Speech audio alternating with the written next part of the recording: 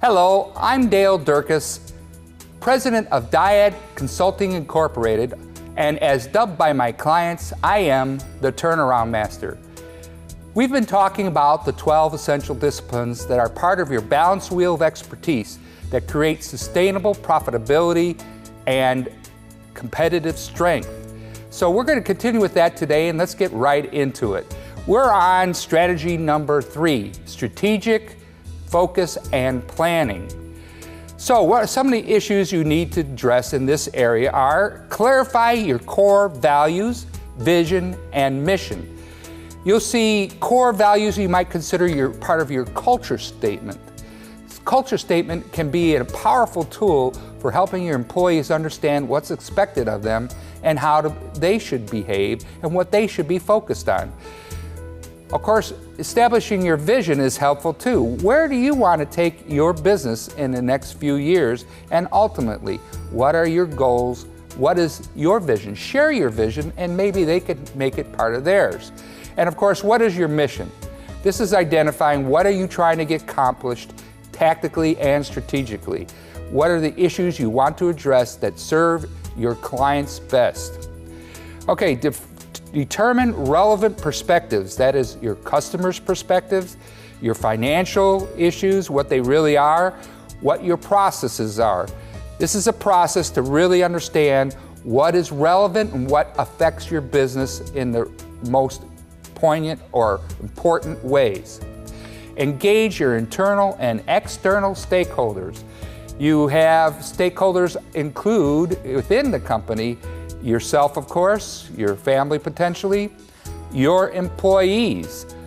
Externally, you have your suppliers. How do they fit in? This is one of the things Deming taught, that is Dr. W. Edwards Deming taught the Japanese, is to focus on their suppliers as part of their quality process.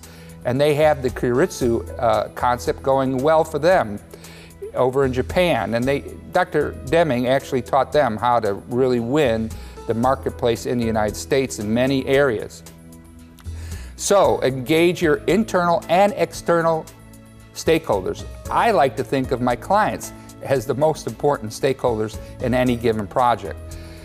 So establish critical issues. What are the most critical issues that you have to address in the most timely fashion? In other words, first make sure these are under control and these are performing to your expectation and the needs of your business and your clients.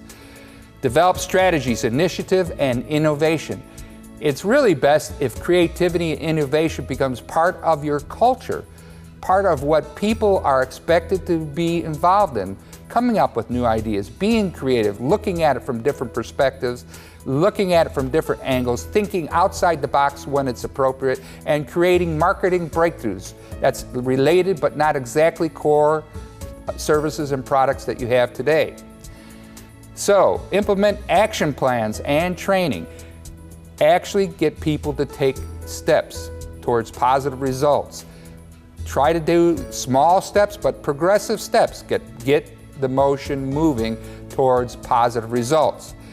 Establish strategic accountabilities.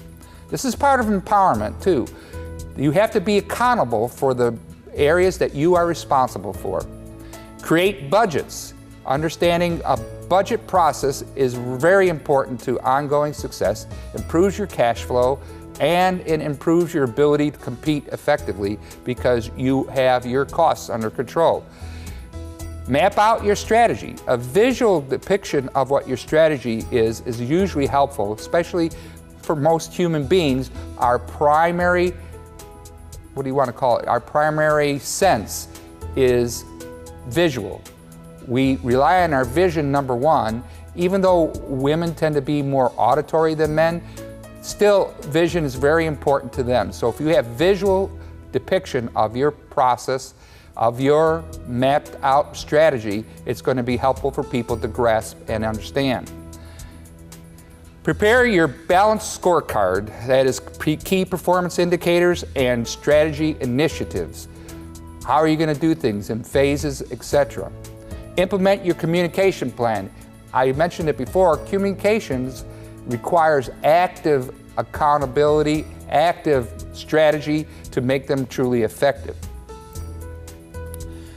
Let's look at number 4, people engagement and employee empowerment. I've been mentioning this regularly as part of the other elements.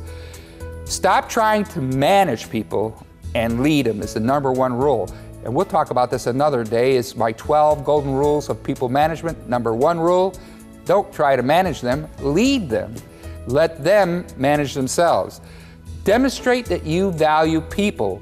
This is an important part of making them feel like they have some say and something in stake in the process and in the business. Share leadership vision. You have to give them the vision for them to be able to follow it, so share that with them. Be specific as you can with that. Share goals, guidelines, and what the strategic plan is. It's nice to have a plan within the management level, but it becomes a lot more effective if the whole team has the plan. Again, this is part of communication too. Make the goals challenging and hold everyone responsible for meeting the company's goals, that is, their strategic and tactical goals, both. Accountability is important. Challenge, by the way, is something that the fathers of empowerment have always concluded is a very important issue. Think about it.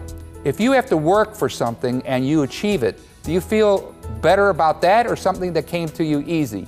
Of course, you relish the hard-fought battles that you won much better than the easy ones. So providing a challenge is an art form to some extent, but it takes some thought and it takes some active planning to get that to be true. Provide the challenge, make it attainable, realistic, and time-bound, just like SMART goals, and then it'll become more meaningful to your employees and they'll feel good about their performance. And they'll also hold that in higher relevance and esteem. You have to trust people. This is an important issue for a lot of entrepreneurs, is to let go of some of that control, trust people. Again, you should actually let them make mistakes. They're not going to be catastrophic. You have to rein in some potentially catastrophic mistakes, but it'd be better if you let people make mistakes and learn from it than if you don't let them make mistakes at all. And they're so afraid to make a mistake that they're being too careful and too confined. Okay, provide relevant, regular, and progressive training. This is a very important one that we're going to talk about on and off, even more so in this segment. So we'll be back to talk more about these 12 essential disciplines. I hope you return right after these important messages. Join us again shortly. Thank you.